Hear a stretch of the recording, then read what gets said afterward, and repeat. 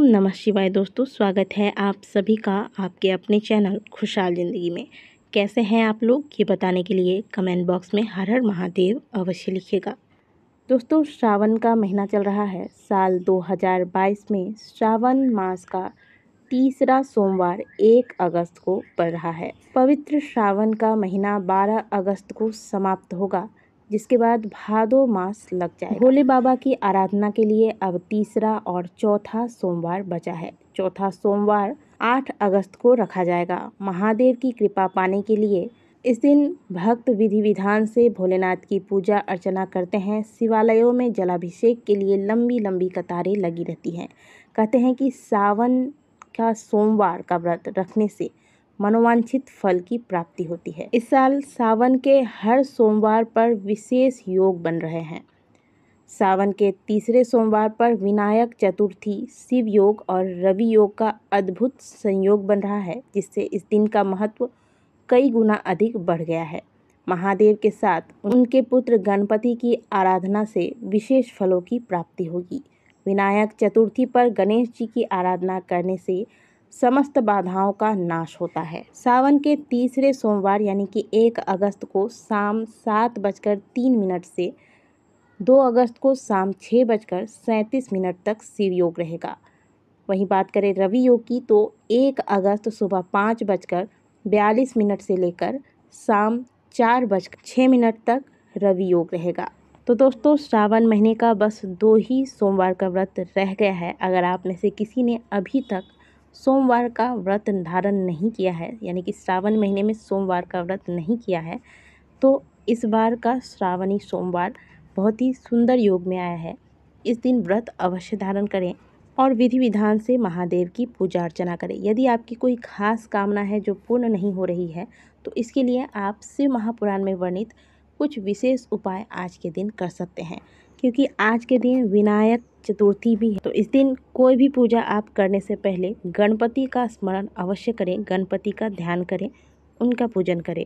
आपको पता होगा कि महादेव के शिवलिंग में उनका पूरा परिवार समाहित है। तो आज के दिन महादेव के शिवलिंग पर जल अर्पित करते वक्त आपको कुछ बातों का विशेष ध्यान देना है। इससे आपको पूरे शिव परिवार का आशीर्वाद प्राप्त होगा। साथ ही गणपति की कृपा से जो भी कार्य आप करने जा रहे हैं या फिर जो भी उपाय आज के दिन आप करेंगे, वह निर्विघ्नता पूर्वक संपन्न होगा तथा इसमें आपको सफलता प्राप्त होगा, क्योंकि किसी भी शुभ कार्य को करने से पहले गणपति का स्मरण किया जाता है। प्रथम पूज्य माने जाते हैं गणपति जी, इसलिए उनका स्मरण आज के दिन आपको अवश्य करना है।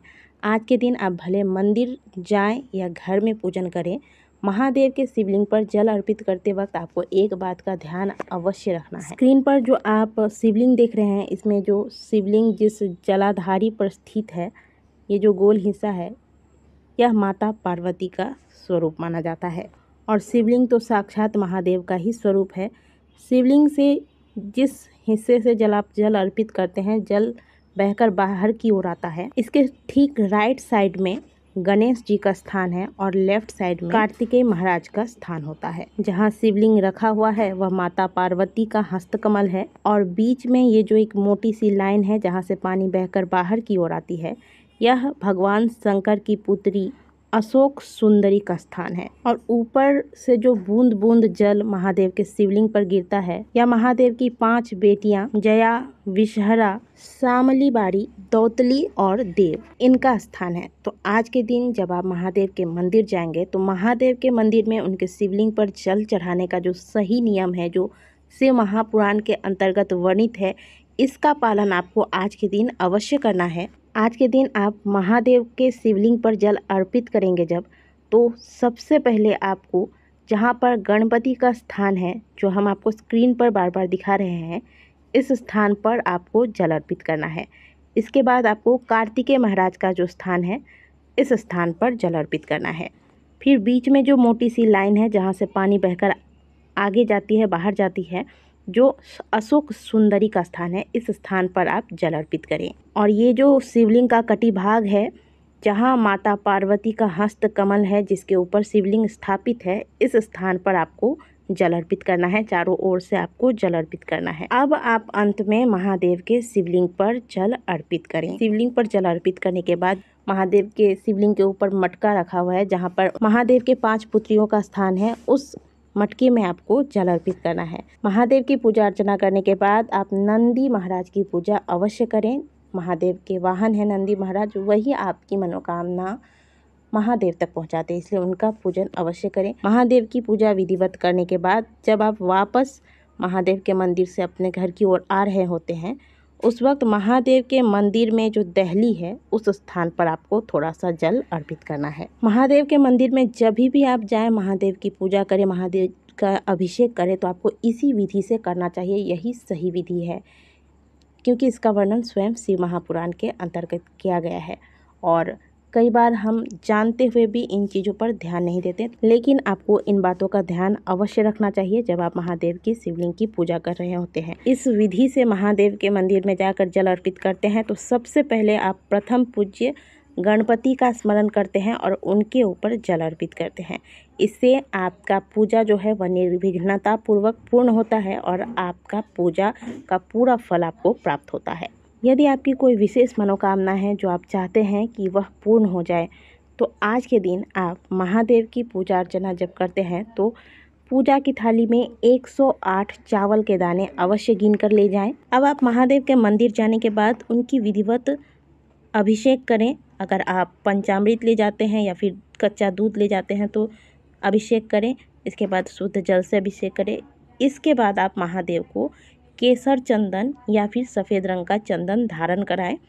चंदन धारण कराने के बाद जिस स्थान पर आप महादेव को चंदन लगाते हैं, आप वीडियो में देख सकते हैं, इस स्थान पर महादेव को चंदन लगाने के बाद 108 चावल के दाने आपको अपनी हथेली में ले लेना है। दाहिने हाथ की हथेली में लेना है। एक साथ ही आपको यह चावल के दाने लेने हैं, एक एक करके नहीं अर्पित करना है। और फिर आपकी अगर कोई भी कामना है, कोई कार्य है जो अटक रहा है, कोई बहुत पुरानी मनोकामना है, कोई बहुत पुराना कष्ट है, यह सभी महादेव के सामने बोलकर इनके निवारण के लिए प्रार्थना करें। 108 चावल के दाने को हथेली में रखते हुए कामना बोलकर थोड़ी देर महादेव के मंत्रों का जाप करें। ओम नमः शिवाय या फिर श्री शिवाय नमस्तुभ्यम। इन मंत्रों का थोड़ी देर जाप करने के बाद यह चावल के दाने एक साथ ही आपको महादेव के शिवलिंग पर, जहाँ में आपने चंदन धारण कराया उन्हें, वहाँ पर इन चावल के दानों को छोड़ देना है, या फिर यूँ कह सकते हैं कि चिपका देना है आपको। इस प्रकार से करके महादेव को प्रणाम करें और फिर महादेव को धूप दीप दिखाकर उन्हें प्रणाम करके वापस घर को आ जाए। दोस्तों, शिव महापुराण में वर्णित यह उपाय है। इसे अगर आप श्रावण के सोमवार के दिन करते हैं तो आपकी मनोकामनाएं महादेव की कृपा से पूर्ण होती है। तो श्रावण का 2 ही सोमवार बच गया है, इसमें आप इस उपाय को अवश्य करें। वीडियो अच्छी लगी है तो वीडियो को लाइक करें।